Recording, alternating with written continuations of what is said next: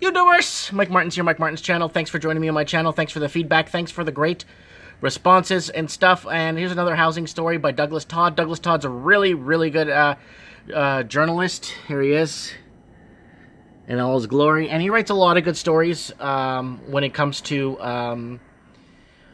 the housing market and the housing sector. So here goes. Douglas Todd. Tax avoidance behind Metro's disconnect between housing income. After census figures this week revealed alarming gaps between housing costs and average incomes in Metro Vancouver, a veteran real estate analyst blames the disparity in part on tax avoidance. So people don't want to pay tax on certain things, or don't want to pay the tax that they're owing, or taxes that they should be paying. So let's read the... so it says here, Richard Wozny is preparing for a speech for BC politicians that blames the disparity in part of tax avoidance. Sorry, guys. A reason why residents of Metro Vancouver municipalities with expensive housing tend to report lower incomes than people in less costly municipalities is that many of the former avoid declaring their total wealth, said Wozny. Those who company has product... I hate when my phone zooms in and out or refreshes. Whose company who's produced 1,200 studies on the real estate trends in Canada and the U.S.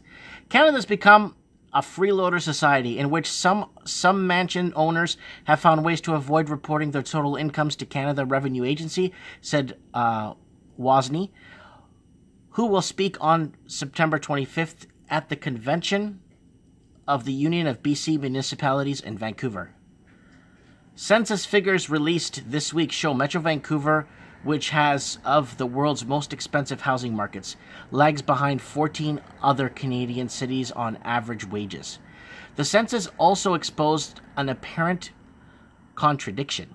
Residents of Richmond, Burnaby, and the city of Vancouver and West Vancouver, which have the most expensive housing costs in Metro, also claim on average, the highest rates of poverty.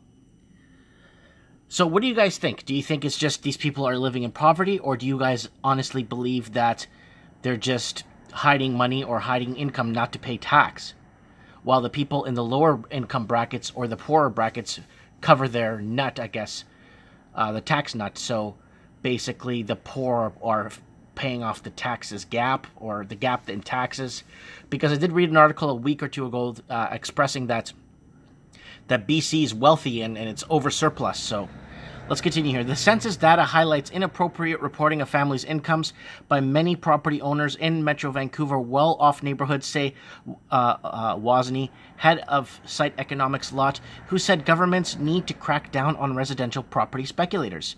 Inadequate Canadian tax laws have allowed owners of houses that sell for $2 million or $3 million to report unusually low taxable median income, Wozny said in the detailed report titled Low Incomes and High House Prices in Metro Vancouver. I might read that one later. That looks like it's a really good article. It's not logical that so many low-income residents buy expensive houses. The analogous situation would be people reporting minimum wage routinely buying Rolex watches and luxury limousines, Wozny said. So, sorry guys, I'm changing hands here. So basically, look at this. It's the poor that is supporting the brackets. Like, why is this happening? You know what I'm saying? Wow, this is a really long article. So I'm not going to read the whole thing. Let's get to the end here.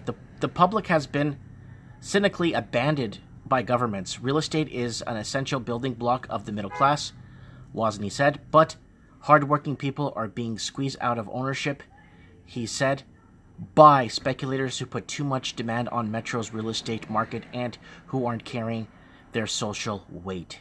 Everybody should be paying taxes, Wozny said. Taxes should be a privilege. We should enjoy paying them. Hey, brother. Hey, how's it going? Good, yourself? Doing good. Just making a real estate video here. Oh, yeah? Discussing this house here for 3.7. Wow. They're advertising average homes for $3.798 million on the coast. Wow. Yeah. Anyways, guys, leave your comments below. Let me know what you think.